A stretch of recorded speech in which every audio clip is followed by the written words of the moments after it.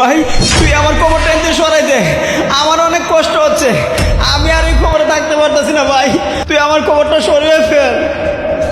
আরে আমার ভাই তো কবর থেকে কান্না করতেছে, কিছুই তো বুঝতে পারতেছি না। যাই হুজুরকে যাই নিয়ে আসি, একটা সমাধান পাওয়া যাবে। আরে হুজুর, আপনি কোথায় যাচ্ছেন? আমার সাথে দয়া করে চলুন। আমার ভাই কবর থেকে কান্না করে বলতেছে আমার কবরটা এখান থেকে সরাব। হুজুর দয়া করে আপনি আমার সাথে চলুন। আরে এসব কি বলো, তাড়াতাড়ি চলো তো।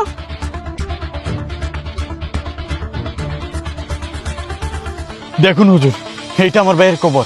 তুই আমার কবরটা এনে সরাই দে, আমার অনেক কষ্ট হচ্ছে।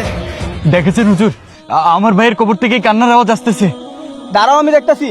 এই যে ভাই, আপনার কবর এই জায়গা থেকে কেন সরাই দিব? আপনি তো 5 ওয়াক্ত নামাজ পড়তেন, আল্লাহর ইবাদত করতেন, আপনি তো একজন জান্নাতি ব্যক্তি, আপনার কবর কেন সরাই দিব? আর আপনি কেন কষ্টে আছেন? ভাই আমার কবরের পাশে একজন জিনাকারীর কবর, তার কবরের আযাবের তাপ আমার কবরে আয়া লাগে, তার জন্য আমার অনেক কষ্ট হয়, আমার কবরটা সরিয়ে দাও। ভাই এখন কি করব? আপনি একটা সমাধান করেন।